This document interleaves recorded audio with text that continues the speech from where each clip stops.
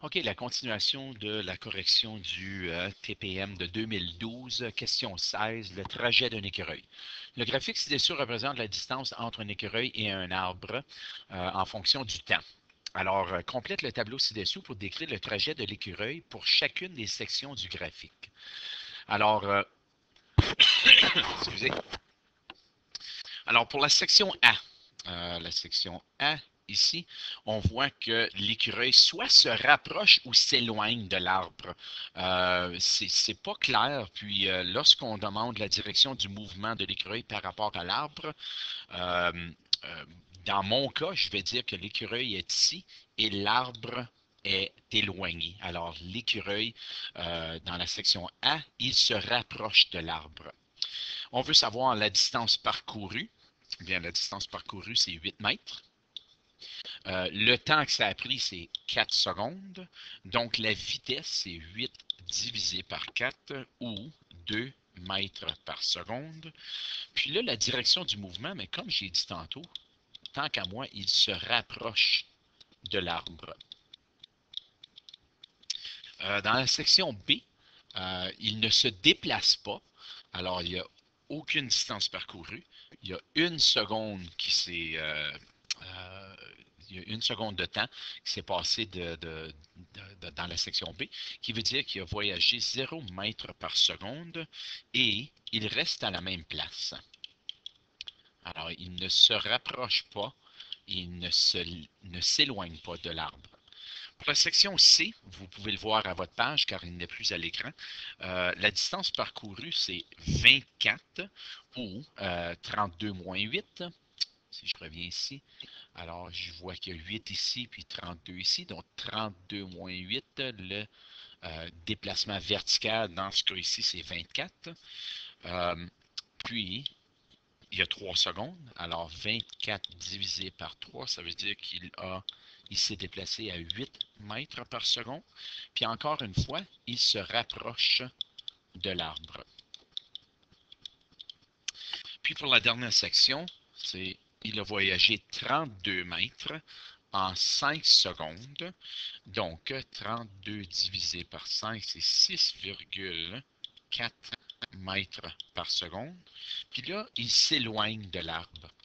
Alors, il revient à où il était au début du problème. Okay, question 17. Quelle est la pente de la droite représentée par 3y plus 4 égale à 6x moins 5? Bien, la façon la plus facile, c'est d'isoler y. Alors, 3y est égal à 6x moins 5 moins 4, car j'ai envoyé le 4 de l'autre côté. 3y est égal à 6x moins 9, divise par 3 des deux côtés. Y est égal à 6 divisé par 3, qui est 2x. Ceci, ce n'est pas nécessaire. Ce qu'on veut, c'est le 2. Donc, la pente, c'est 2. Le graphique ci-dessus représente une droite. Quelle est l'équation de cette droite? Bien, y est égal à valeur initiale de 3 moins, car je vois que la pente est négative, de ce point-là à celui-ci. Déplacement vertical, c'est moins 1. Déplacement horizontal, c'est 2.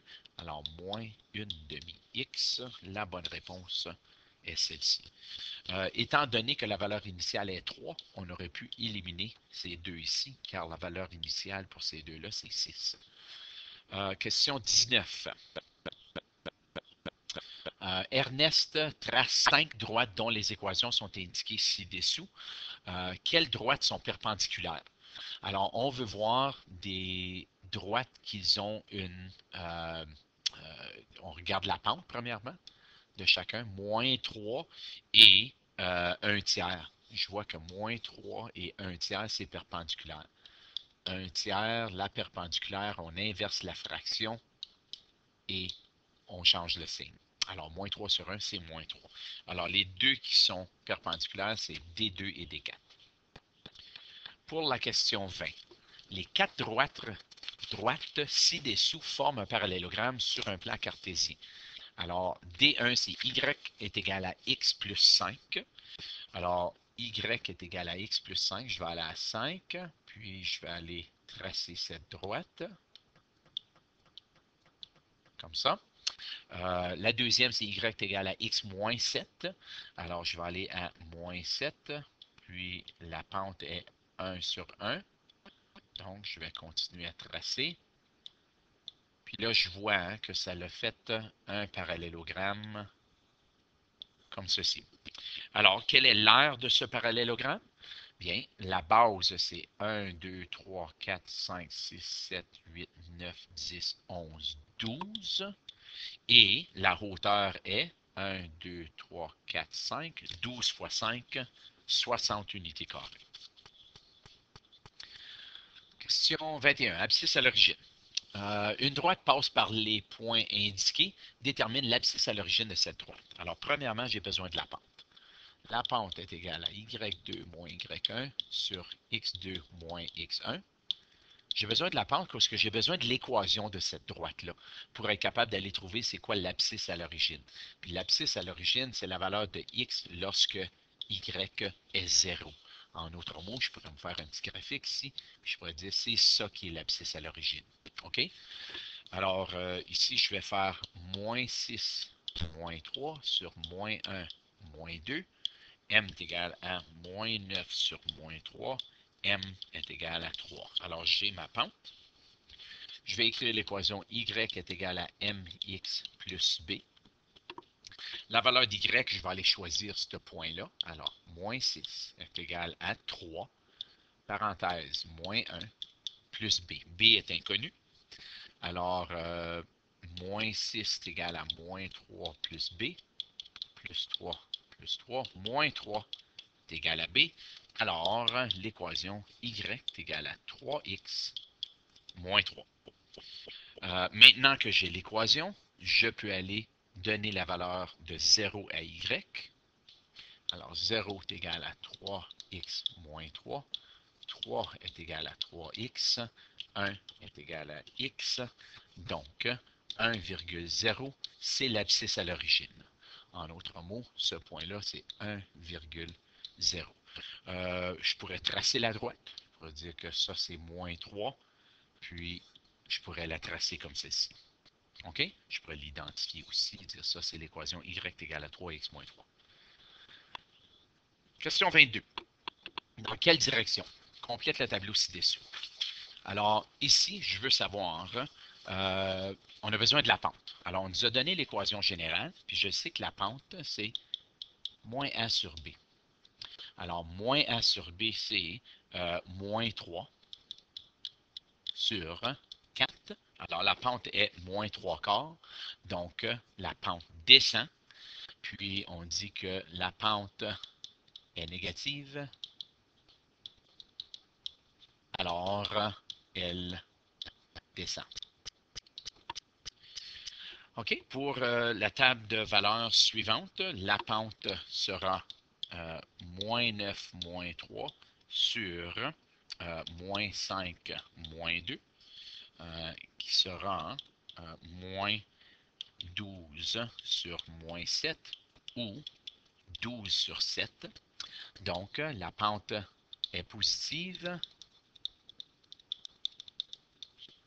Alors, elle monte. Alors, la pente monte. De 4y plus 12. Ici, je vais isoler y. Alors, 4y plus 12 est égal à 0. 4y est égal à moins 12. Y est égal à moins 3. Car moins 12 divisé par 4, c'est moins 3. La pente est 0. La pente est 0. Donc, c'est une droite horizontale. OK? La pente est 0 car si y est égal à moins 3, ça, ce serait l'équation de y égale à moins 3. Pourquoi? Mais y est moins 3 ici, c'est moins 3 là et moins 3 là. Alors, c'est pour ça qu'on dit que c'est une droite horizontale. La droite perpendiculaire à y égale à moins 3x plus 5. Bien, la perpendiculaire, ça sera une pente de 1 tiers. Car je prends mon moins 3, je l'inverse, puis je change le signe. La pente est positive. Alors elle monte. Question 23. Une figure est composée d'un rectangle et de deux triangles rectangles tels qu'illustrés. Le périmètre du rectangle est de 62. Alors, on sait que ceci, c'est 62 lorsqu'on les additionne ensemble. Alors, premièrement, je veux savoir c'est quoi cette mesure ici. Je vais utiliser le théorème de Pythagore. A au carré est égal à C au carré moins B au carré. A au carré est égal à 15 au carré moins 9 au carré. A au carré est égal à 225 moins 81. Puis A au carré est égal à 144. Il veut dire que A est égal à 12. Alors, ça, c'est 12. Ceci est 12 cm aussi. Alors, si ces deux-là sont euh, 12 cm, je peux maintenant aller trouver c'est quoi cette longueur-là. Car c'est 64 moins 12, qui est égal à 38. Alors, on sait que ceci plus ceci, il faut que ça soit 38. 38 divisé par 2, c'est 19. Alors, la mesure de ce côté, c'est 19 cm et 19 cm. J'ai maintenant ce qu'il me faut pour aller trouver la longueur du côté C. Je vais utiliser encore le théorème de Pythagore. A au carré plus B au carré est égal à C au carré. 19 au carré plus 9 au carré est égal à C au carré. 361 plus 81 est égal à C au carré. On additionne ça, ça donne 442. Puis, la racine carrée de 442, c'est 21. Alors, C est la bonne réponse. Un terrain est composé d'un rectangle et d'un demi-cercle tel qu'illustré ci-dessous. On veut savoir quelle est l'aire du terrain. Bien, l'aire de ceci, c'est 21 mètres carrés, car 7 fois 3, c'est 21 mètres carrés. Puis, on a besoin de l'aire d'un demi-cercle. L'aire d'un cercle, c'est pi r au carré. L'aire d'un demi-cercle, c'est pi r au carré divisé par 2. Alors, si je rentre les informations, le rayon, c'est la moitié de 3, ou 1,5 au carré sur 2, qui est égal à 3,5 mètres carrés. 3,5 plus 21, c'est 24,5 mètres carrés. Question 25.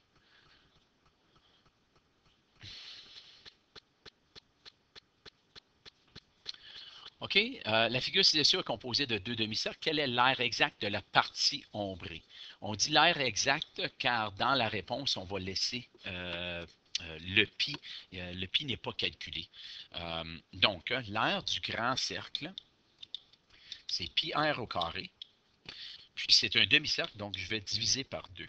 Alors, l'aire du grand demi-cercle, c'est 157,1 cm². L'aire du petit cercle, c'est la même équation, pi r au carré divisé par 2. Puis, ça me donne 25,1 cm². Alors, 157,1 moins 25,1, ça va me donner 132 cm². Alors, quelle de ces réponses-là est 132? Bien, tout ce que j'ai à faire, c'est 132 divisé par pi, qui me donne 42. En d'autres mots, 42 fois pi, c'est 132. 26. Le volume de pyramide de base carrée ci-dessous est 720. On veut savoir quelle est la hauteur de la pyramide. Alors, le volume, c'est B au carré fois H divisé par 2.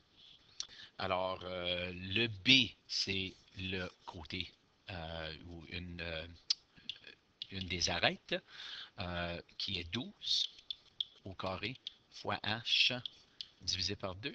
Alors, V est égal à 144 fois H divisé par 2. Le volume, j'aurais dû le donner. Je vais effacer ceci. Le volume nous a été donné. C'est 720. 720. Alors, c'est pas divisé par 2, c'est divisé par 3. Excusez.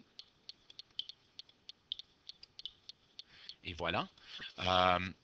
Je vais multiplier fois 3 et fois 3. Euh,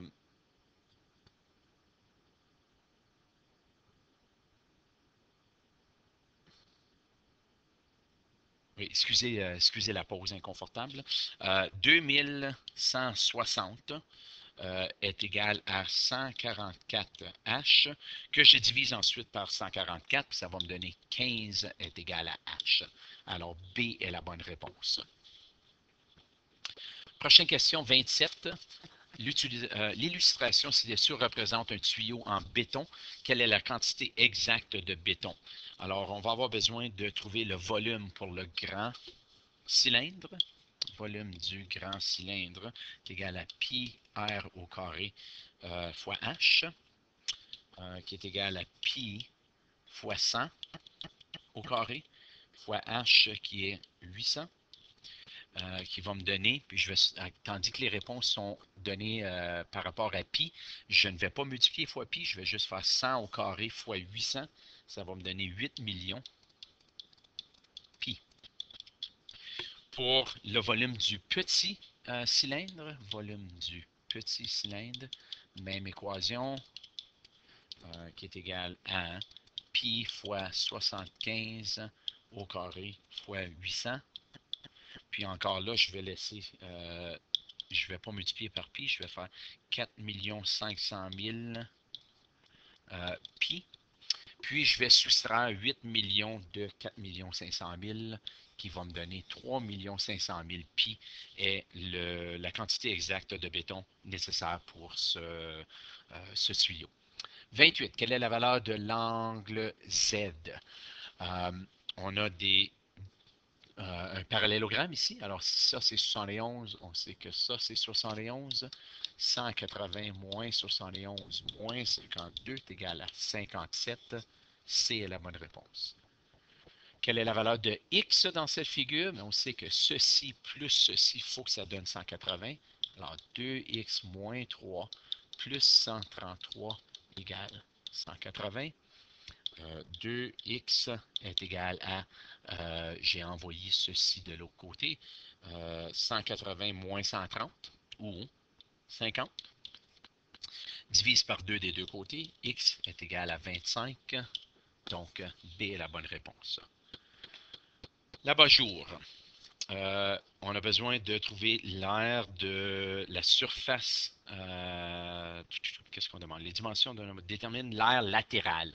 Alors, on veut savoir c'est quoi l'aire de cette partie ici et non pas qu'est-ce qu'il y a à l'intérieur. En d'autres mots, si ceci était fait en matériel, on voudrait savoir combien de matériel est-ce qu'on a de besoin. Alors, je vais effacer, puis voilà. Puis retourne à la flèche, comme ça. OK, alors l'aire de la surface latérale, c'est pi RS. Alors, pour tout ceci, l'aire de la surface latérale, c'est pi fois R fois S, ou pi fois 40, car le rayon est 40, fois S, qui nous a été donné à 89,44. Alors, si je multiplie tout ceci, ça me donne 1000 ou 11 239,4 cm². Cependant, il faudrait qu'on aille enlever l'aire latérale du petit cône qui nous reste en haut ici. Alors, il faut soustraire la partie du haut. Alors, l'aire du petit cône, c'est pi RS, qui est pi fois 10 cm fois S qui n'a pas été donné. Alors, je n'ai pas cette partie ici. Alors, avec le théorème de Pythagore, je dois aller trouver quelle est la hauteur ici. Excusez, j'ai la hauteur, j'ai cette partie-là, j'ai besoin de savoir c'est quoi l'hypoténuse. Alors, je vais utiliser A au carré plus B au carré est égal à C au carré. 20 au carré plus 10 au carré est égal à C au carré. 400 plus 100, c'est 500 égal à C au carré. Puis la racine carrée de ça, c'est 22,4 est égal à C. Alors, cette partie-là, c'est 22,4 qui est la mesure qui me manquait ici, 22,4. Alors ça me donne 703,7 cm² qui doit être soustrait de ce chiffre. Alors, 11 239,4 moins 703,7 est égal à 10 535,7 cm². C'est la réponse qu'on cherchait. C'est la surface latérale de l'abajou. Dernière question. Angle formé par une séquence. Les droites AB et CD sont parallèles et sont coupées par la séquence suivante. Détermine la valeur de FHB. Alors, FHB, c'est ceci qu'on veut trouver. Alors, on sait que ceci plus ceci, ça va donner 180. Alors, 11 fois 2x moins 21 plus 15x moins 70, c'est égal à 180. Alors, 22x moins 231 plus 15x moins 70 égale 180. 37x moins 301 égale 180. On voit ça de l'autre côté. 37x est égal à 481. On divise par 37 des deux côtés, puis ça me donne x est égal à 13. Attention, ce n'est pas qu'est-ce qu'on cherchait. On dit que si x est égal à 13, on veut savoir c'est quoi la valeur de cet angle. Alors, 11 fois 2x moins 21. Je vais aller changer mon x pour 13. Donner un petit peu plus de place. Ici, ça va me donner 11 fois 26 moins 21. Puis 11 fois 26 moins 21, c'est 5, donc 55. 55 degrés est la mesure de cet angle. On pourrait faire une vérification en utilisant l'équation 15x moins 70 pour faire certain que ça donne 125 degrés. Alors, ceci devrait donner 125, ceci c'est 125, ça c'est 55. Alors, voilà la fin de la correction du test de 2012.